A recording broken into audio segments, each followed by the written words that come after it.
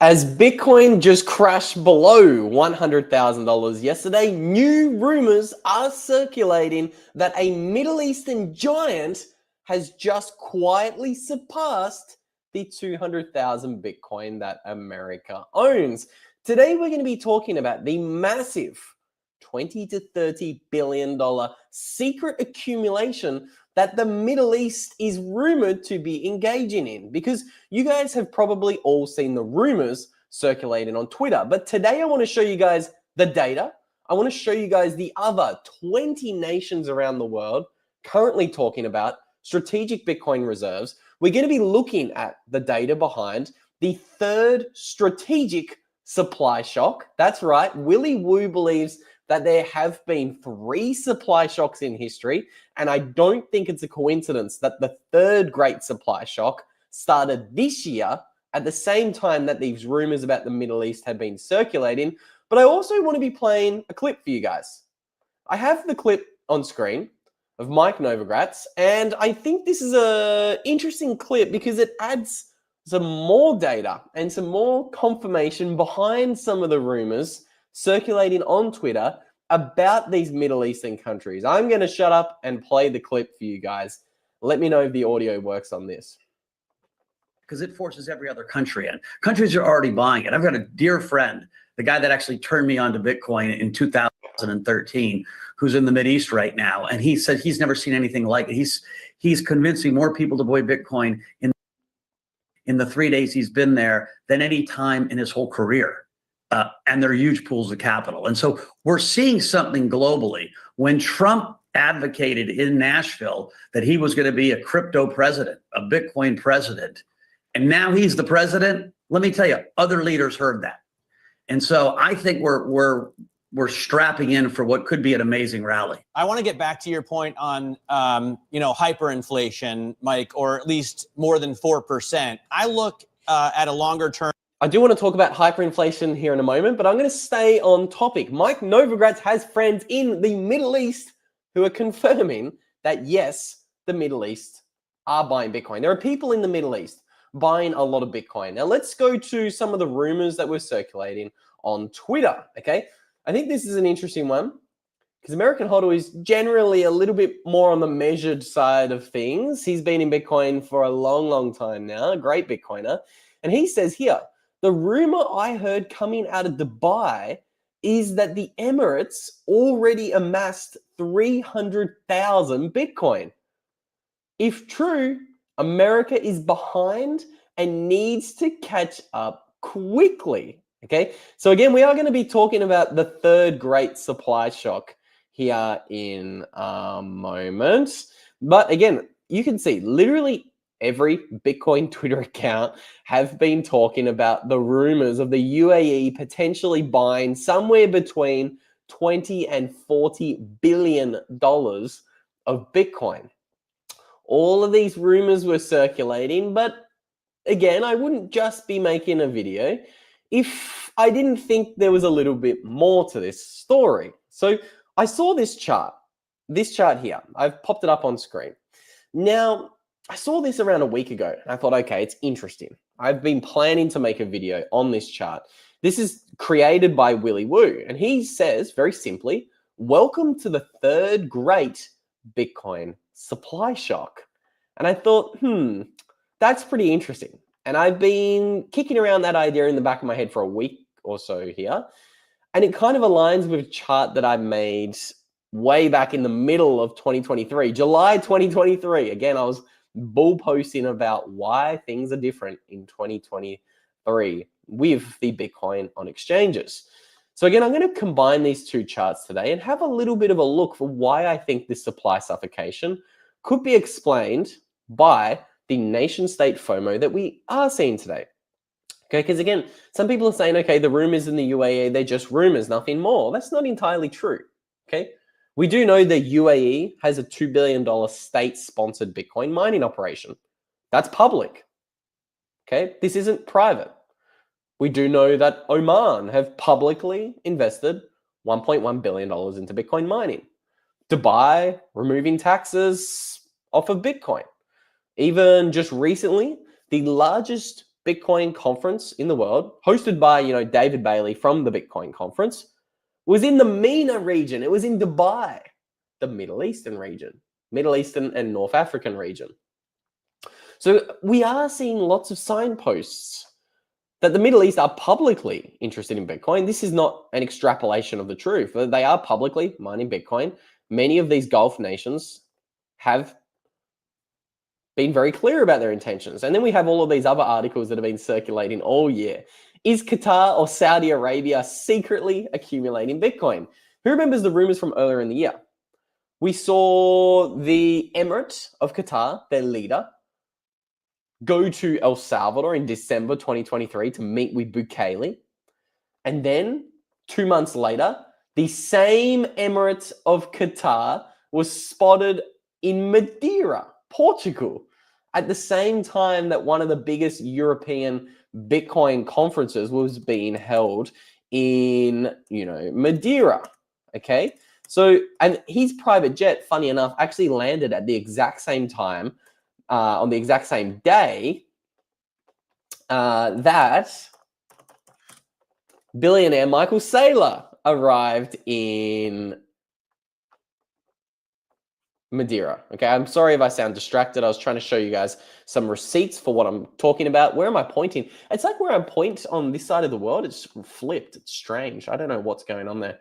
Maybe I just need some sleep. But you guys can see the image right here. You can see the Emirate of Qatar talking to Nayib Bukele. This is December 2023. And then, not long later, it was spotted in Madeira. His private jet was spotted in Madeira at the same time one of the biggest Bitcoin conferences in the world was happening. Okay, here's the receipt. Again, I know I've got new people. I probably should have had these receipts prepared, but you guys can see there is a lot more to just speculation here. Max Kaiser tweeted this out saying it's happening. Okay, we can. So the Emir of Qatar visited El Salvador in September, December, and then we can also see the private jet was in Madeira during the Bitcoin conference. Here's some alpha for you. Saw this Qatari private jet at Madeira airport the day after Sailor's talk at Bitcoin Atlantis. Coincidence? I don't believe in coincidences. And we can see here, Stack Hodler even has the receipts proving that it was a flight from Qatar, that private jet that landed. And then the next day, what happened? Bitcoin pumped. Did the Emir of Qatar smash by some Bitcoin after he talked to Michael Saylor? Who knows? But I do like this tweet thread. I like to show it to you guys on the regular here because, again,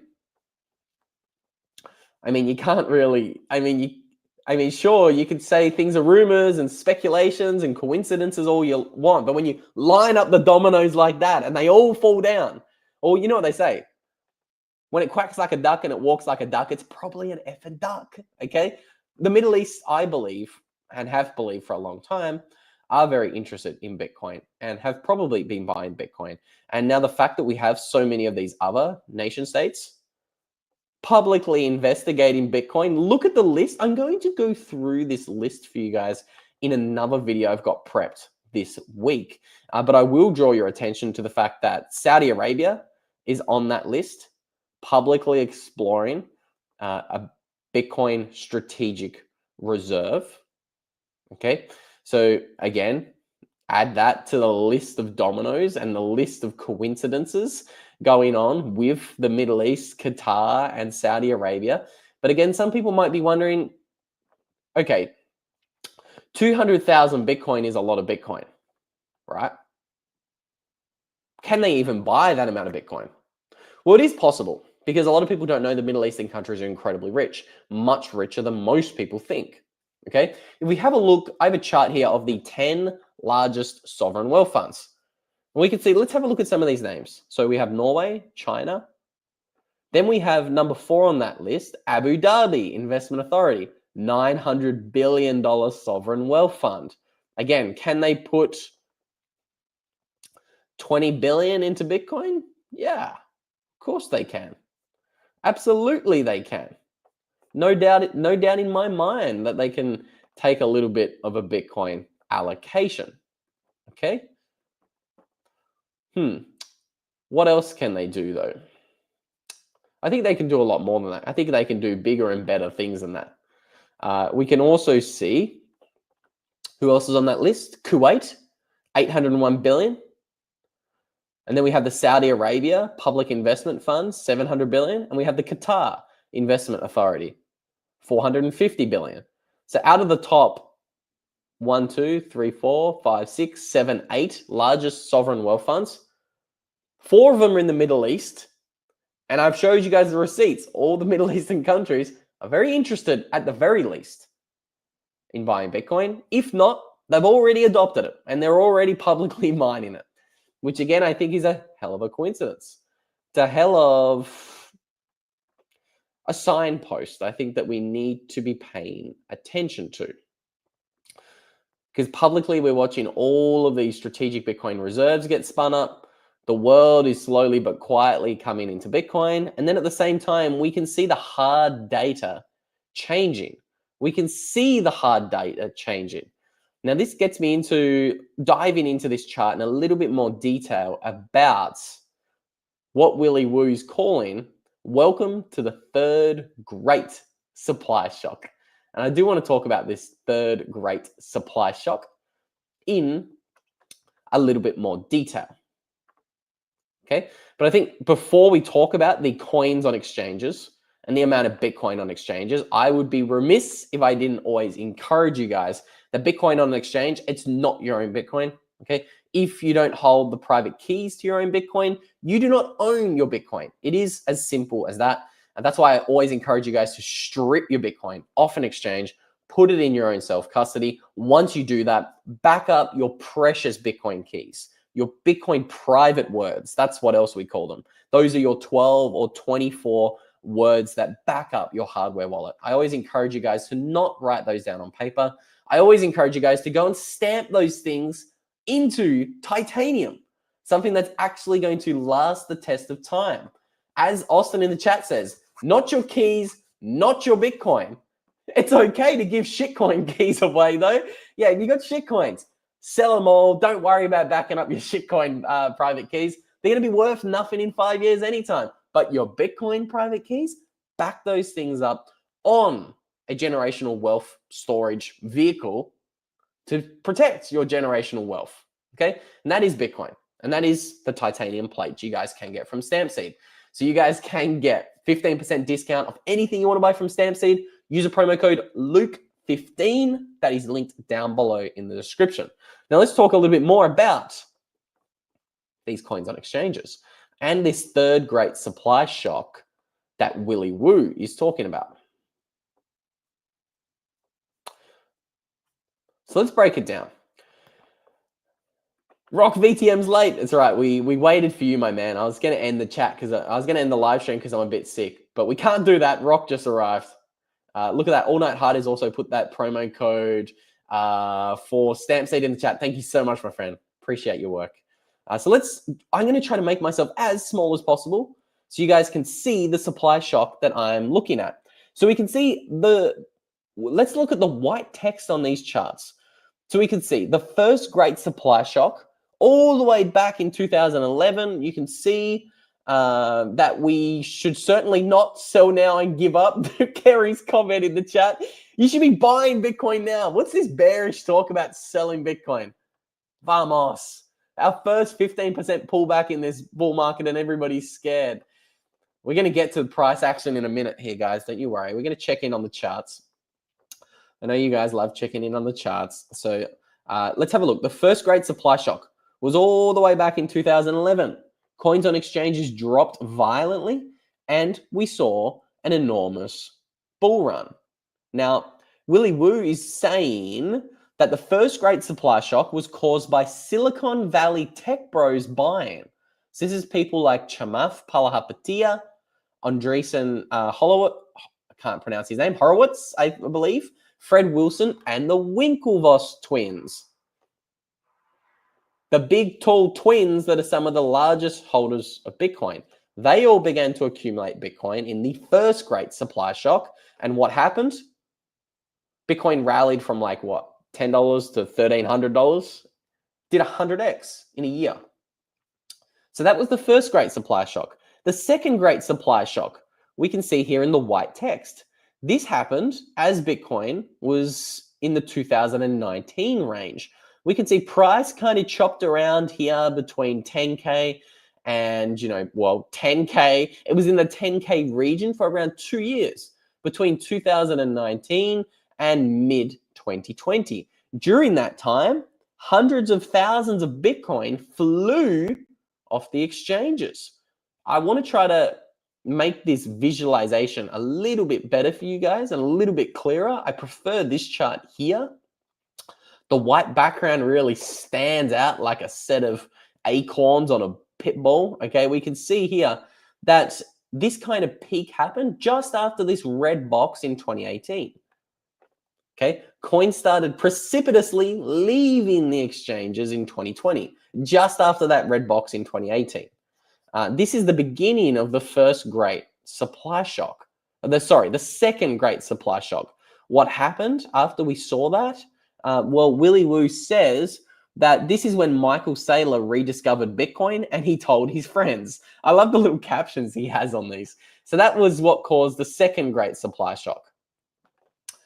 And Bitcoin rallied from $10,000 to $60,000 in a matter of 9 months, really rapidly. Okay, and then we can see the third great supply shock. It's on the right-hand side of this chart, again in the white text. Willy Woo says that the MicroStrategy Bitcoin vacuum cleaner engages other companies to copy, and more countries start stacking. It's a secret. And we can see this is the third sharpest drawdown in the amount of Bitcoin on exchanges.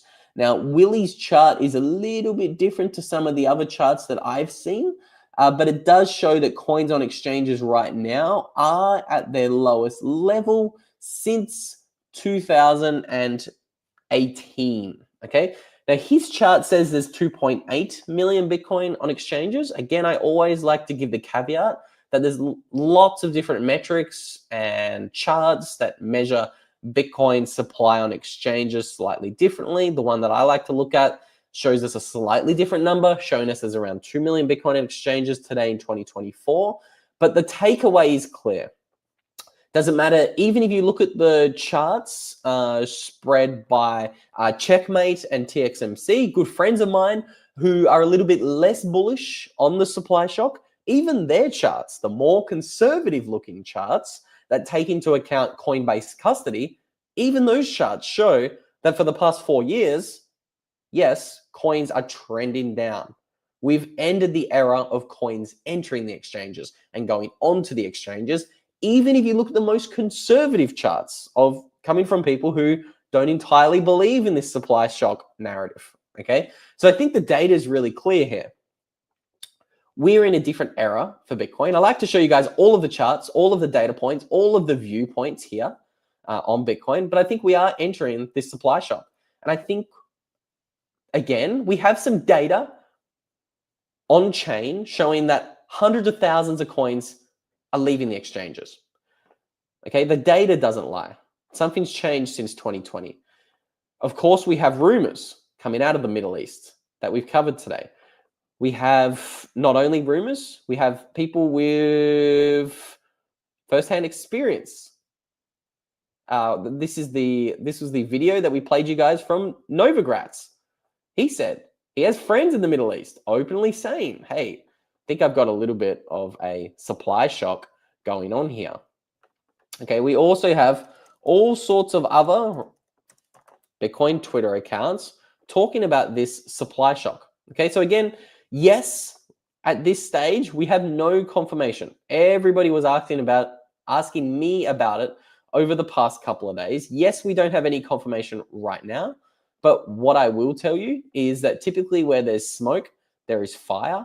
And I think it's really, really interesting that there are all of these data points surrounding the Middle East that makes me very interested in what is going on there. With all that said, guys, I'm going to keep this live stream super short because I'm going to do another live stream in about an hour. And I have an interview with Maya from Suriname. So I'm going to see you guys in a couple hours. Enjoy the rest of your